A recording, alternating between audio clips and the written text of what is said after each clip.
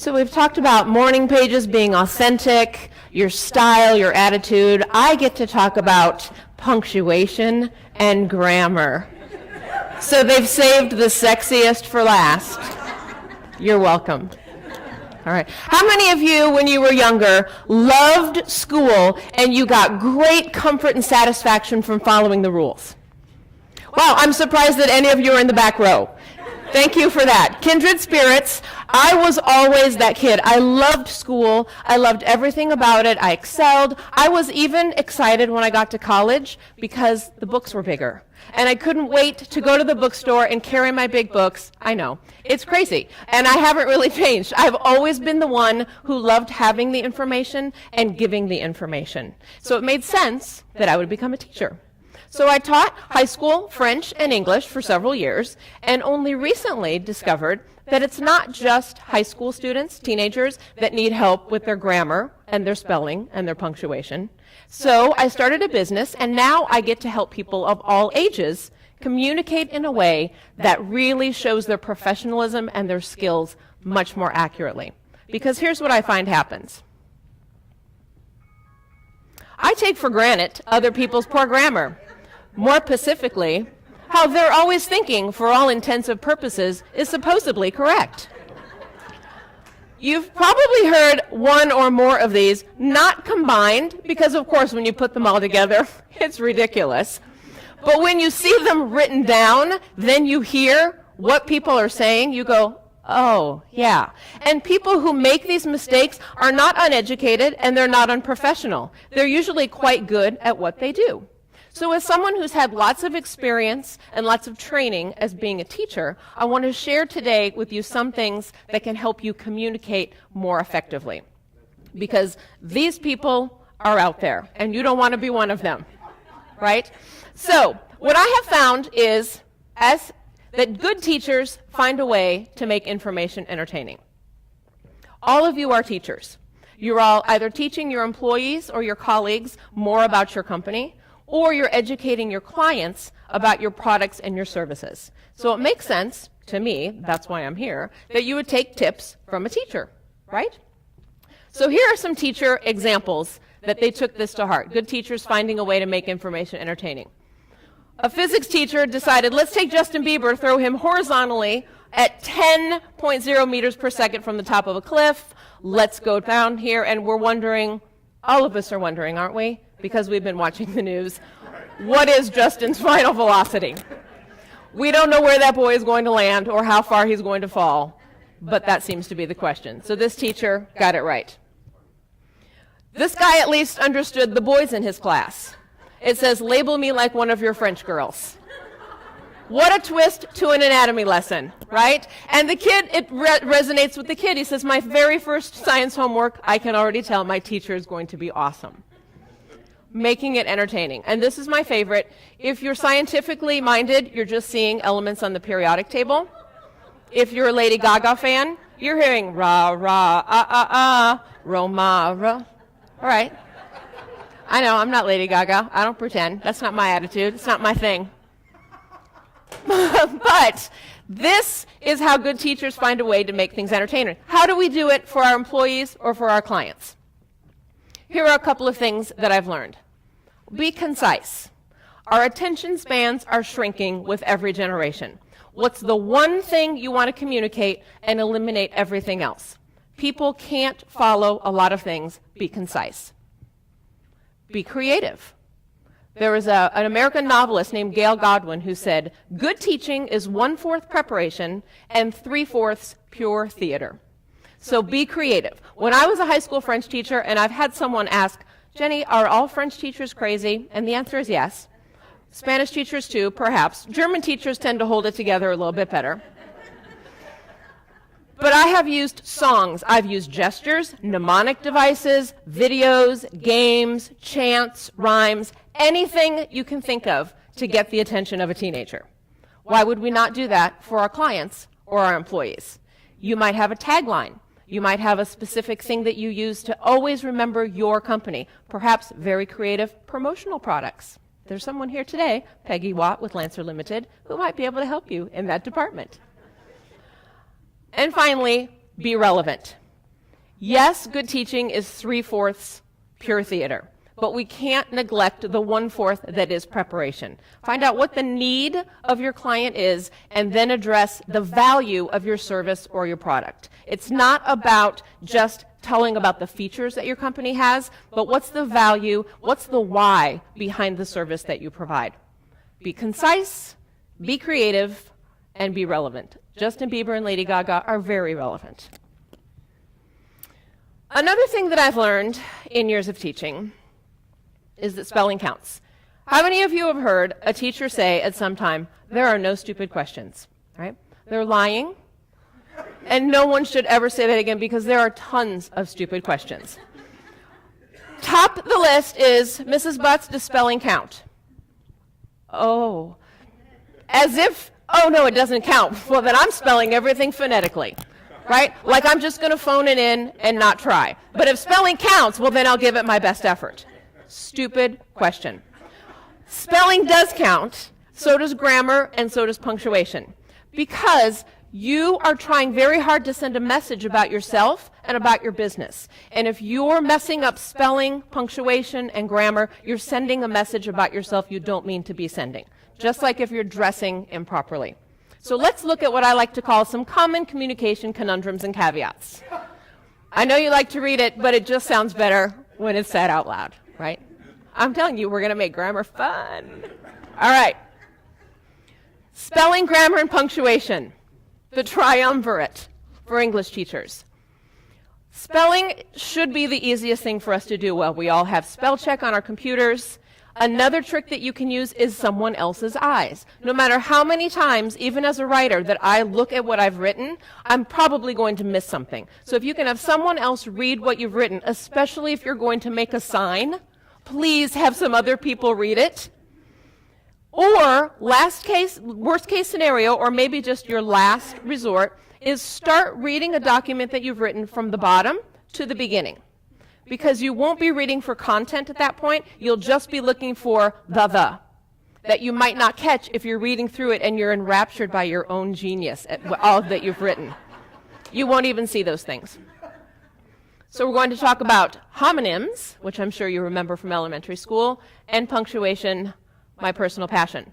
But first, I want to talk to you about something that's oft neglected, and I know you're going to thank me. Addressing email. As many of you know, email evolved from regular mail. And so it was common practice, and this is for you, Kirsten, our favorite student, Bubba. Dear Bubba, comma, it was nice to meet you at the Business Theater networking event. Dear Bubba, comma, is the proper address because we are addressing Bubba, and then we are completing the thought by saying another sentence. Dear is an adjective that modifies Bubba. Hold on, this will make sense. We could easily substitute dear with any other adjective. Intelligent Bubba, wise Bubba, hot Bubba, any adjective you want, because they're all adjectives and the punctuation doesn't change. What we find happening is as texting becomes far more casual, as our casual Fridays have spilled into the rest of the week, we often see that it's creeping into our emails as well. So we see, hi Bubba, stop it. Stop it. I never want any of you to address an email like this again. It's not the hi. Now, you could spell hi a different way, and it could be an adjective to modify Bubba, here or in Colorado. But in this case, hi Bubba is direct address. You're saying, hi Bubba. Doesn't your voice kind of pause there? That's a clue you might need a comma.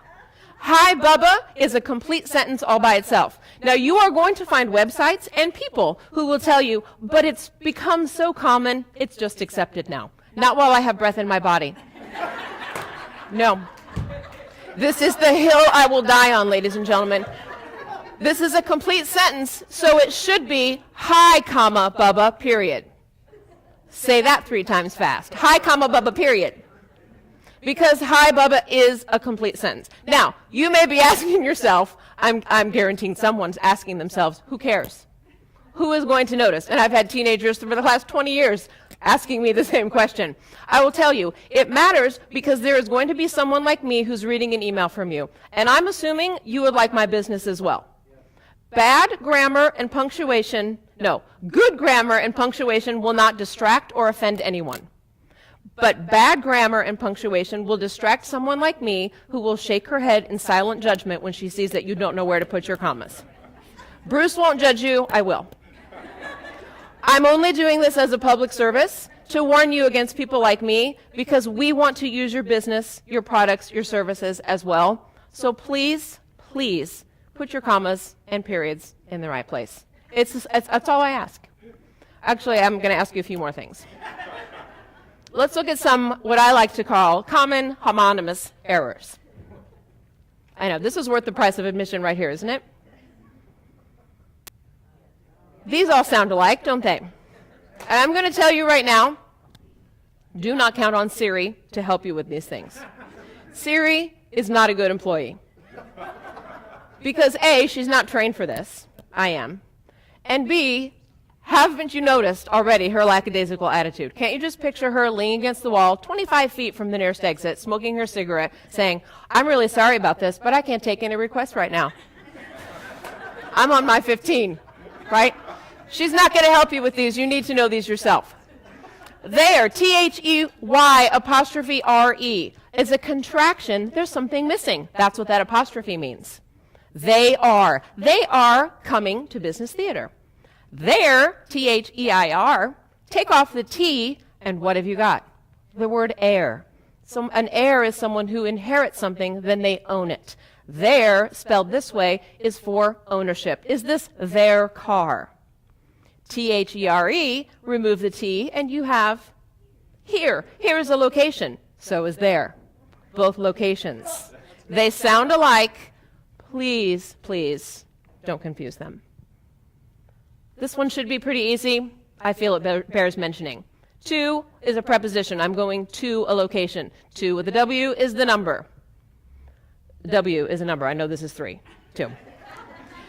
TOO means in addition to or also. So when you mean in addition to or also, you also need to add another O.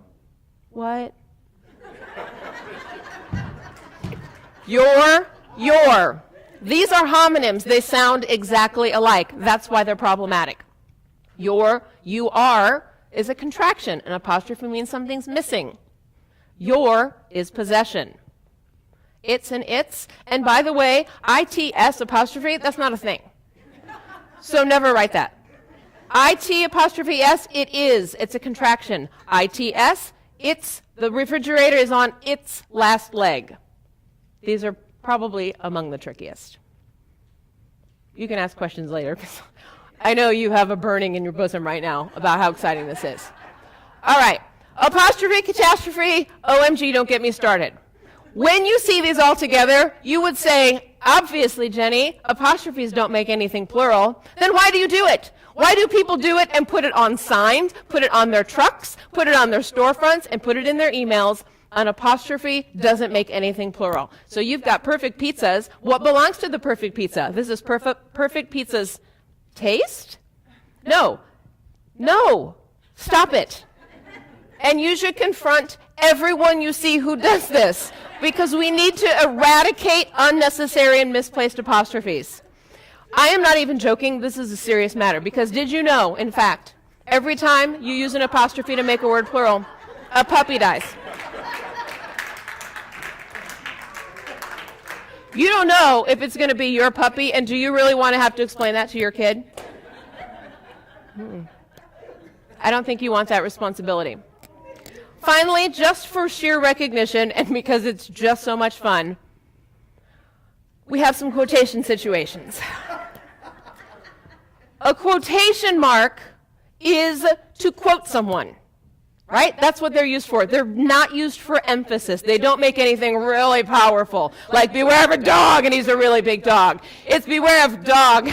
We know it's a chihuahua. It's a little chipmunk back there, but you know. Or, who wants to go to this place?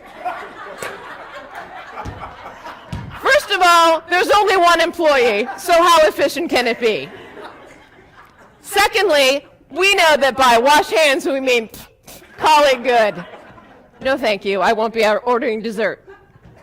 And finally, if the cheese curds are fresh, All we know is, well, they might not go bad today. And if they're delicious, it means you probably won't get sick. Quotation marks don't emphasize anything. They only quote things. Your written communication is a lasting testament of the message you are sending about yourself and your business. It makes sense to be very careful that it's the message you mean to send. Thank you. Fresh. Now I know you've been saving up a lot of questions about quotation marks and apostrophes and commas and periods. I'm fully prepared that no one has any questions. That is fine. Oh, yes, a question. Thank you. Thank you so much. My last name is O'Neill with an apostrophe. What is the proper way to say something belongs to the O'Neills? It's the O'Neills car. Do you use two apostrophes? Thank you. Thank you. I can die now. This is fantastic. If something belongs to one person, you use an apostrophe S. If one thing belongs to more than one person, you use S apostrophe. So it would look different because you already have an apostrophe in your name, but it would be O apostrophe Neills apostrophe. This is the O'Neill's house. I know. That's, yes. However, if you have a name like Jacques with an S, it's one person, but it takes an S, and you want to say it's Jacques clothes, do you put S apostrophe another S? It looks funny when you put, because the name has. Yeah, you can put an S, you can just put an apostrophe, or it is accepted, although stranger looking, to have S apostrophe S. As the English teacher and the writer, I would say these are the clothes that belong to Jacques.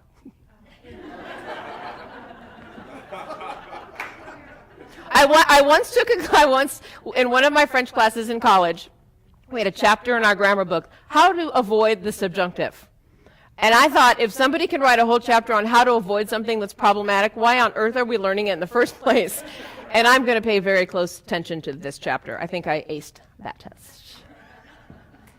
Yes. Also, Christmas cards, while I'm on it. Just because I have the platform and I'm here to change the world. I got a Christmas card this year. It was Happy Holidays from the Millers. Miller apostrophe S. Threw it away. No, I'm just kidding. Just kidding. It should be Happy Holidays from the Millers. No apostrophe, no nothing. Just, nothing belongs to you. You're just saying it's the Millers. So, there you go. You got 11 months to think about that one. Yes. Mattresses. Mattresses, what about them? Mattresses? Mm-hmm. Because an apostrophe never makes anything plural. Even when you have a big number. Or TVs. How many TVs do you want? Big T, big V, little s, no apostrophe. And I know. For the sake of humanity, could you also address punctuation when it's inside parentheses and outside parentheses? Beata, that's an advanced class, but for the most part, when you are quoting someone, you're putting those quotations, your punctuation goes inside the quotation marks. He said, comma, quotation mark. Are you coming today? Question mark, quotation mark.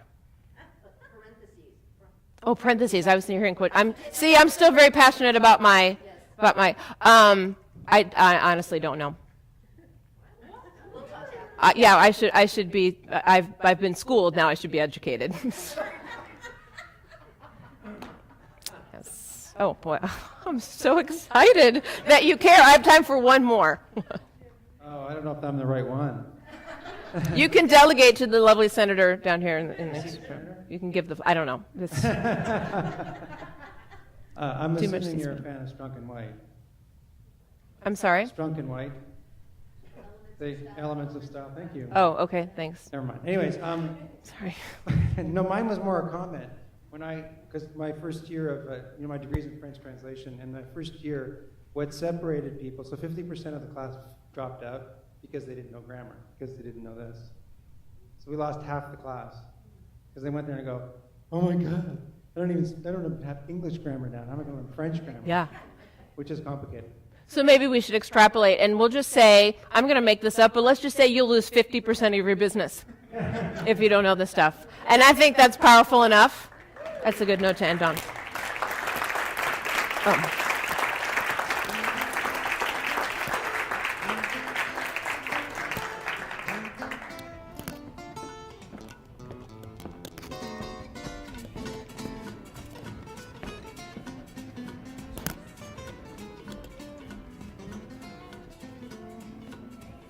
I forgot my phone.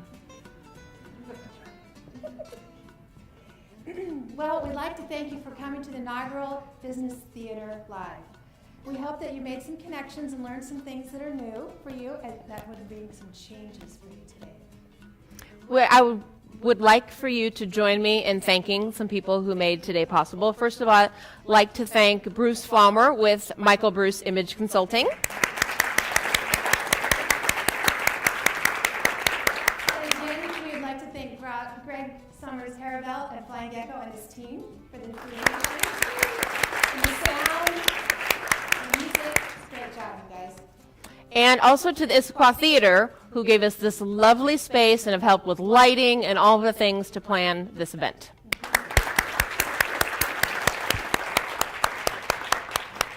So please, mark your calendars for Tuesday, March 4th, right?